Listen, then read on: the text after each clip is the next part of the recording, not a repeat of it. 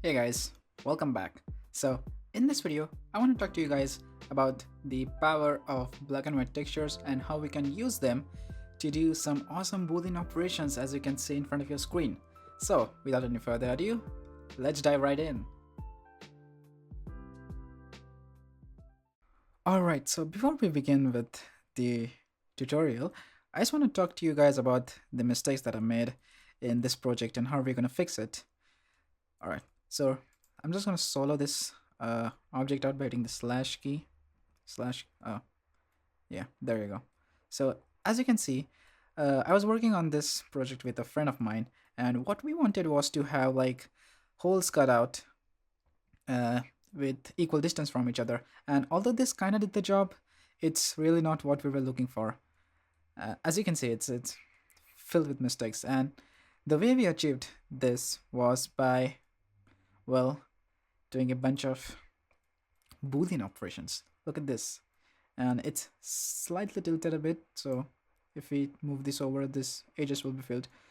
But as you can see, this is completely excuse me, this is completely a destructive workflow, and we messed up the geometry, and as you can see, we're having issues over here too. So back then I really didn't know about this technique, but yeah, should have helped me back then. So this is what we're going to do. We're going to create this whole effect again, but with a texture, and it's completely non-destructive, and also it's procedural, so you guys are gonna love it. So I'm just gonna create a new file and just simply gonna build that, just the top portion again, which is nothing but a circle extruded upwards. So I'm just gonna make sure my screencast keys are on, and then I'm gonna hit Shift A to add in a circle. Now this doesn't really matter, but I kept mine at 32. So I'm gonna go to the right view, go over to the, oh sorry, first tab into edit mode, then make sure everything is selected by hitting A, then hit the tilde key, which is the one below your escape key, which gives us access to this spy menu. So with this selected, I'm gonna hit right, and then I'm gonna hit E to extrude and Z to constrain it along the Z axis. And I'm just gonna pull it up right over here. There you go. And now as you can see, we have this big hole. So we're just gonna fill it by alt clicking on this ring and then hitting F. Gonna do the same over here. Alt click and then hit F. Alright, so that's there. But I'm just gonna make it a tiny bit good looking. So I'm gonna add a bevel modifier. Just gonna decrease this, and I'm gonna limit this to angle, and then set the segments to 3. Then right click and shade smooth. So yeah, this looks a bit presentable. And now the way we're gonna achieve this effect is, as I said, by a texture, and this is the texture that we're gonna use. You can download the textures from the link in the description below, so just in case you want to follow along. So now that this is selected, let's name this, by the way, let's call it Holer. I don't know, I named it Holer, maybe because it's gonna have a few holes, that's why. I don't know, whatever. So just with this selected, I'm just gonna go over to the shading workspace, and this is what we get. So first, let's only keep all the, okay, so this happened. So I'm just gonna make sure that we are optimizing the workspace, and now that looks better. So here's the thing. When I hit new, this whole material is for the whole object, as in this. But what I want is to have holes all over this place, only this side. Not on top, not on bottom, but on this side. So we're gonna achieve that by creating another material, because, well, I'll just show you the example. First things first, we're gonna grab in the texture. So again, we're going to be using this texture, and this is available to download in the link in the description. Links in the description, guys. Links in the description. Over here.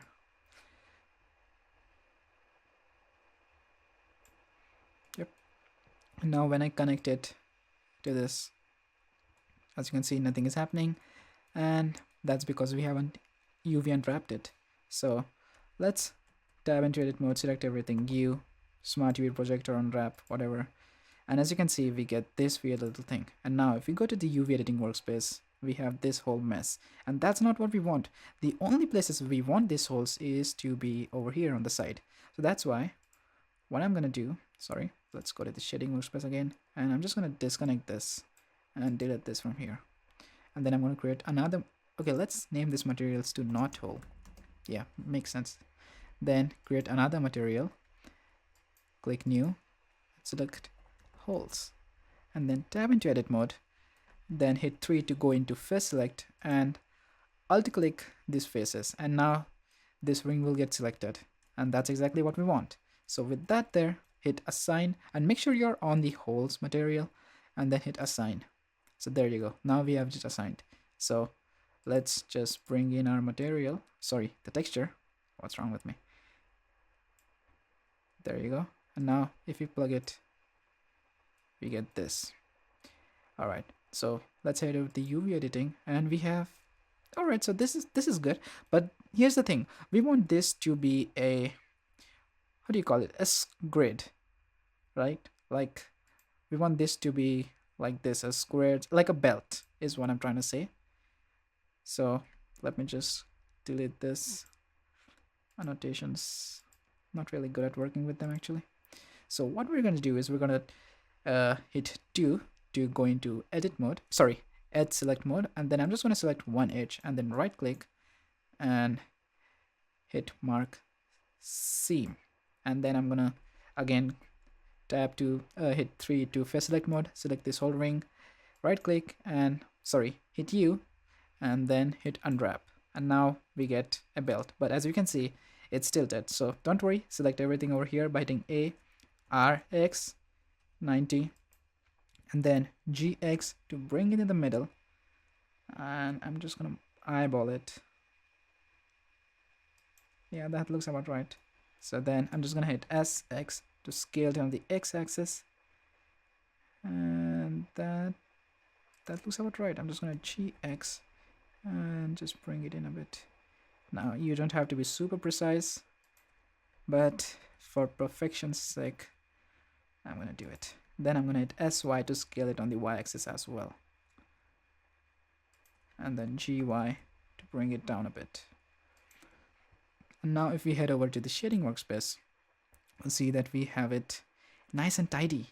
And this is already using the UV maps, but just in case you want to be sure, for as many of you know, we have the node wrangler add-on enabled. So selecting this, holding Control and then pressing T, we get this. And as you can see, we have it on the UV. So make sure that in case you're having some problems with it, then just change this from repeat to clip, and that basically just, won't repeat it. And just make sure that it doesn't look like we have any seams. Over here, I think we have a seam, but that doesn't really matter. For me at least, because I'm just doing this for demonstration purposes. If I were to have a client or anything, then yeah, I would probably take it a bit serious. But whatever.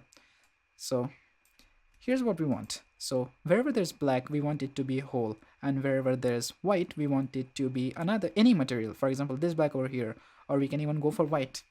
Yeah, so what we're gonna do is first add in a mix shader. Just plug it over here. Right now I'm just gonna disconnect everything for a moment, and then I'm gonna duplicate this one. All right, cool. So yeah, so we want this black portion to have holes, or let's just give a material quickly so that we can see what's really going on. And I know you're probably not understanding anything that I'm trying to say, but it'll all make sense in a bit. All right, so I'm just gonna plug this one to the top one and this to the bottom, and then connect this to the surface. And now if you notice that we get a purple, and what that's basically doing is it's taking 50% of this red material and 50% of this blue material. If we take the slider all the way up, we get a blue material, and if we take the slider all the way to red, all the way to 0, we get a red material. So we want to limit this to this image. So I want red to be only excuse me, be there where there's black in this image, and I want blue to be where there's white, or vice versa. Doesn't really matter to me. So I'm just gonna create plug this color input of our image or of our texture to the mix shader and then connect. And now you'll notice, there you go. So wherever there's black we get red, and wherever there's white we get blue. Perfect. But that's, yeah, it's somewhere. So I'm just gonna change this to white and then turn on the, yeah, so make sure this is to white. This is just for demonstration purposes, of course. You can choose any color you want. So it doesn't really matter to me where this color is, but I'm just gonna change it to black. And then this blue color, I'm gonna change it to, well, white. So there you go. Now, here's where the real magic happens. Wherever there's black, we want it to be transparent, right? So we can just simply do that by deleting this black material, because as you can see, this is defining where the holes are. So, so I'm just gonna, again, change it to black. And then I'm gonna hit Shift A and then add a transparent BSDF. And I'm just gonna delete this one. And then I'm gonna connect this one to right over here. And as you can see, we get this weird result. And the thing is, in cycles, it's working perfectly, but to work in Eevee, we need to do an additional step, and that is to go into the shadings property and under blend mode, select alpha clip. And now you're gonna see the magic happen. Take a look at that. Now, can you believe that this is procedural? And the only thing that is driving this is this bad boy. I mean, wow, when I landed up on this, I was amazed, and I just had to share it with you guys. Let's take a look at it in the layout view. And I mean, look at it. Just take a look at it. Let's go to the rendered view, and you can see that light is passing through. Wow. I mean, God bless. I think we we forgot. Okay, this is working. Cool. Yeah. So I'm just gonna quickly add in a plane, and then go tab S, just like that. And then I'm gonna head over to cycles just to get a clear understanding of what's happening. And you can take a look at what's happening. It's freaking amazing. Even light is passing through, and it's procedural. And the fact that if you want to change it, if you want to change the texture, if you have any problems with the holes, and you can just go back and change it. And by the way, for those of you who are interested in knowing how I made this image was basically made in Adobe Illustrator, but you can make it in any photo editing software you want, for example Photoshop or other softwares, etc. And that's really it. All you need for this effect is a freaking texture and and that's it. I mean, if I had known back then to use this, I don't know, my mind is blown. And this really isn't limited to this. So that sentence probably didn't make any sense, I know. So let's try to achieve a similar result in this. So I modeled these headphones a couple of months back, but instead of using this technique or this method, I used a Boolean operation. And I was so lazy that I didn't even create a circular array like this. I just created a square grid shape and just did a Boolean operation. But today we're gonna do this, and we're gonna do it procedurally. So yeah, let's do that. As you can see over here, I have already made it, but just gonna use this file only.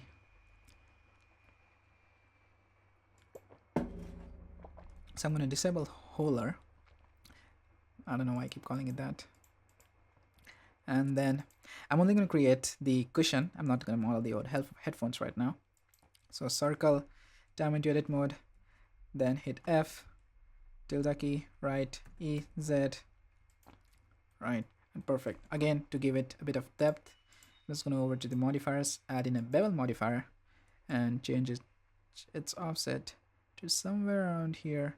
then give it 3 segments, and then limit it to angle. And what that's going to do is it's going to apply bevel only where there's sharp angles such as 30°.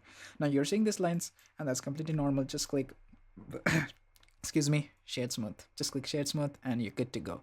So let's head over to the shading workspace again and then hit new. And as always, we're gonna name it not holes v2. Alright, that looks perfectly fine. And then I'm gonna create another material, and then I'm gonna click it holes v2.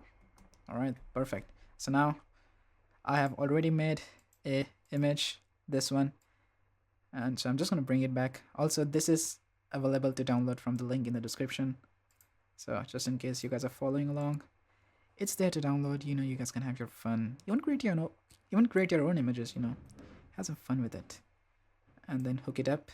And as you can see, nothing is happening because we haven't assigned this material to anything. So I'm going to head over to I'm going to click tab, and then this face is selected. Just in case it isn't, just hit 3 to go into face select mode, and then click. And then I'm gonna hit make sure that you're on the holes v2, and then hit assign. And obviously this really isn't the best view. Let's head over to the UV workspace to understand what's happening. And we haven't really unwrapped it, so I'm just gonna hit U to unwrap, and then we get this, but we can do better. So let's go to the top view and then hit, oh yeah, this one's better. So I'm just gonna head over to the look dev mode, and we get this. Yeah, not bad. What I'm gonna do is I'm just gonna go to the top view, hit U again, and instead of just unwrap, I'm just gonna click project from view. That gives me a better result. It's up to you what you want to use. So I'm gonna hit A to select everything, and then let's scale it up right until there. Yeah, that looks fine. Now scale it a bit ahead. Now this really, I don't think it's properly aligned, but just for the sake of tutorial, I'm gonna ignore it. Yeah, so that's there. So again, Control T to make sure that everything is set over here, and then just like previous ones, we're gonna add a mix shader, add it over here, and then I'm gonna add another principal BSDF. So I'm just gonna duplicate this one, change this color to blue, change this one to anything, doesn't really matter. Oh, change this to or something orange. And now let's hook it up to these inputs, and then choose this as the factor. And there you go. So the blue is where we originally had our blacks, and yellow is where there's going to be orange and stuff. So just like in the example, we're going to use black as our primary color, and then where there are holes, we're going to use a darker shade of it, or no, darker grayish. And something you'll notice is that this doesn't really have a hole in it. It's more like there's another layer of fabric inside it. So what we're going to do is we're not going to create a hole, we're not going to add a transparent shader, but instead what we're going to do is wherever there are this black shader that we have, we're just going to give it a bit of bump, but downward, so that way it gives the illusion that there's a fabric beneath it. You'll get what I'm saying in a bit. So I'm just going to change the yellow to black, there you go, and then the blue to something grayish, maybe. Still looks a bit of blue to me, so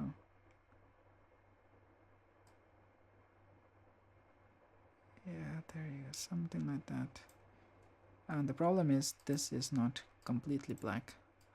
Yeah, now that looks kind of okay. So let's go to the holes too, and then let's just make this black as well, and then this one to a complete black as well. So now we have similar colors for both of the sides. Alright, so now that that's out of the way, I'm just gonna minimize this, just move it over here, and let's work on this one. Whoa. So I'm just gonna add in a bump node, and then hook this one up to the height, and then connect the normal to the normal, and you'll see that the magic is already happening. Yep, there you go. Now we're getting this weird things over here, and that's probably because,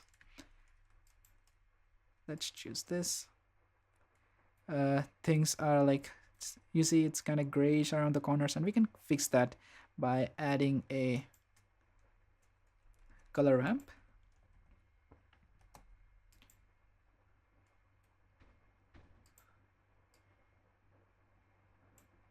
And then I'm just gonna bring the whites over here, which really isn't doing much. So I'm just gonna flip the color ramp, make sure the black is over here, and I'm just gonna slide the blacks until, probably shouldn't have flipped it.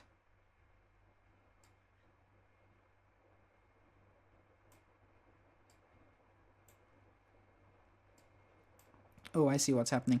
The problem lies over here. Let's connect this color ramp to the bump, and now let's fix this mess by bringing this closer. It has to be one of the other. Either it's that or it's this one. There, yeah, there you go. And now that's fixed. Perfect. And obviously we can just increase the tint to 2. Let's bring this out a bit so that it gives the depth. And yeah, that's pretty much it, guys. As you can see, it's kind of giving the effect that it has a bit of a fabric beneath it. And if you want, you can add in a texture for this, for example a noise texture or maybe a fabric texture of your own, and this basically does the trick, guys. I'm just gonna move this over somewhere. I'm gonna enable this. Sorry about that. G Shift Z.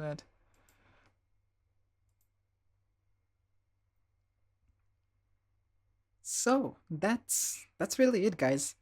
If you want to, you can add some depth to this one, and that's completely possible. There's no limitations to this one, so just go over to your modifiers tab and then select solidify, and then it's doing the opposite. It's giving thickness on the outside, but we want it to be inside, so just click and drag the thickness and holding shift to have smoother increments, and we really can't see in this mode. So I'm just going to go over to the EV render engine, and as you can see we have a bit of depth, and that's really it, guys. This is it. You've done it. I mean, the ideas that you can come up with this technique are limitless. The sky's the limit. Your imagination is the limit, and I'm dying to see what you guys come up with, because look at this. Even light is interacting with it, and it's not fake at all. It's completely procedural and a non-destructive workflow. What else do you want? I'm just gonna brag about it till I can. And by the way, if you're watching this after like 2-3 months after its release, and if you comment something and I replied, it means that I survived Corona, which is awesome, good for me. But yeah, so whatever, this was amazing. I had fun making it, and also sharing it with you guys. And this technique is amazing. Again, your mind, your imagination is the limit. Obviously, for some complex shapes, you probably need to do some Boolean operations, but for things such as this, you really don't have to, because you have maps, and you can create these maps, these textures, these black and white images in any editing software. So there you go. That's it. This is the procedural non-destructive Boolean operation workflow, I guess. Yeah, so that's it from me today. I really hope you learned something, and I'm eager to see what you guys come up with. You can find me on Instagram. I also have a Discord server. It's a tiny family right now, but it's gonna grow one day. And yeah, all the links to the images, to my social media networks, and etc are linked in the description. And that's it. Until next time. Yeah, I'm not really good at it. I'm gonna go now, but yeah, I'll see you in the next one, guys. Until then, be infinite.